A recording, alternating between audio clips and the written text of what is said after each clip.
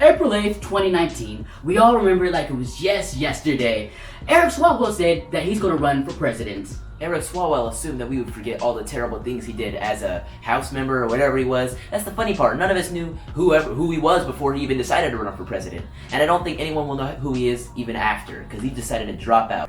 And what a lot of people don't remember is that he actually wanted a mandatory buyback bill. A buyback bill that would essentially, we already know what it was. He wants to ban our guns. He wants to take our guns away. He wants to take our Second Amendment rights and throw it in the garbage and say, the Constitution, no more. And speaking of people that he would like to eradicate, he would love to drop a nuke on those gun owners, or so he joked during a House session. Is that the type of thing you talk about? You talk about nuking, what is it, like a third of the United States population? Did you know that 80% of the private guns in the world are consolidated within the United States? That's 80% of all world gun owners, and he'd love to drop a bomb on them. Now imagine if Donald Trump had said some ludicrous stuff like that, talking about taking away a constitutional right.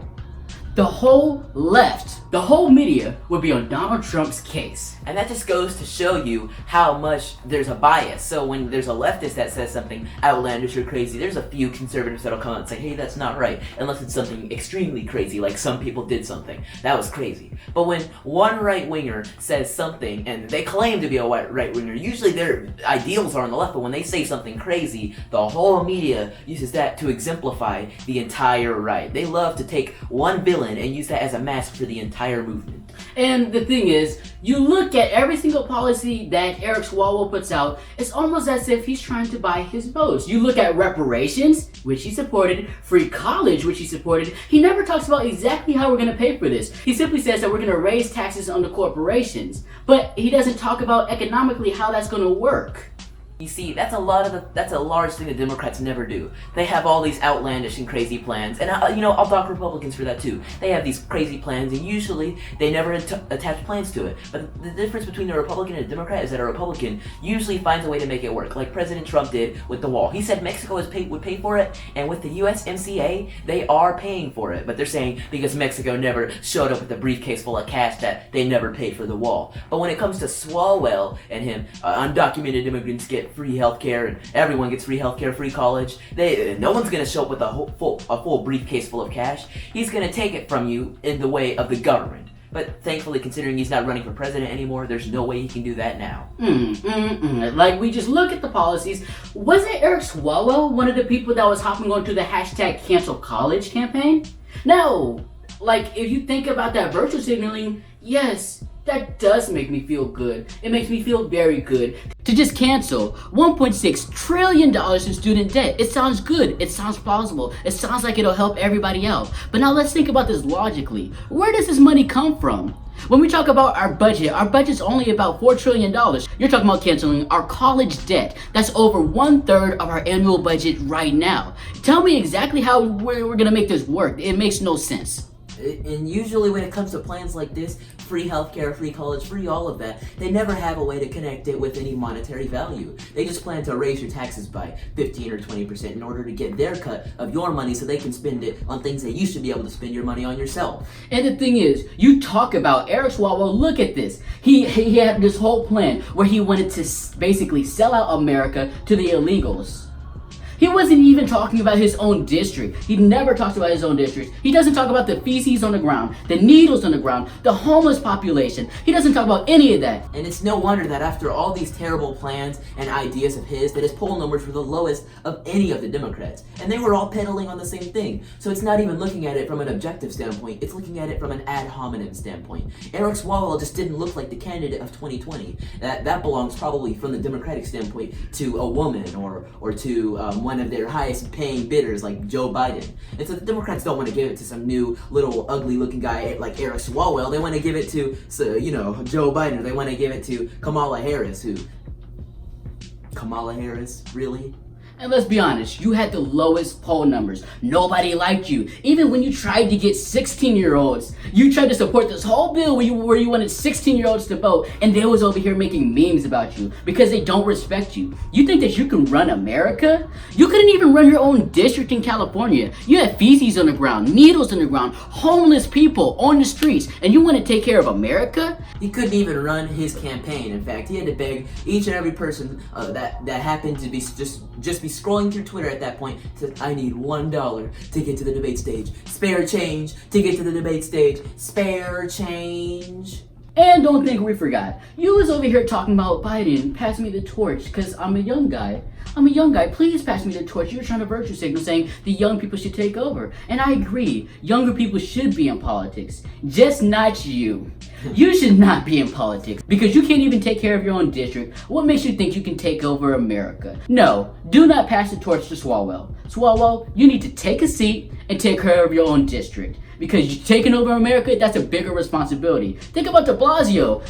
What is wrong with this dude? This guy is running for president too, and he can't even take care of his own city.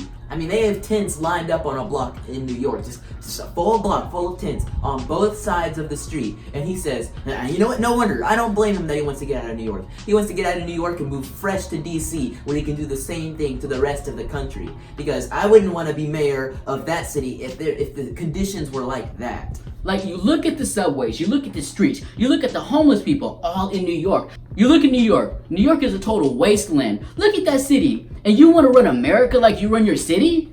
But in the end, SWALWELL's campaign has come to a close within 3 months. 3 months? 3 months. I mean, there were like congressional campaigns that lasted longer than that and did better than your presidential campaign did. In fact, there was a campaign that probably spent more money than you could even raise. In fact, President Trump raised like $24 million within 2 days of his campaign launching, and this guy raised what, like $3 million? Barely anything, barely enough to make it to the Democrat debate stage. And let's just say I'm glad I won't have to see him at the next Democrat debates. And let's be honest, we all know what your end goal was. You was hoping that another mass shooting, which I hope does not happen, but we know this is what you were hoping for. You were hoping another mass shooting would happen so that you could virtue signal.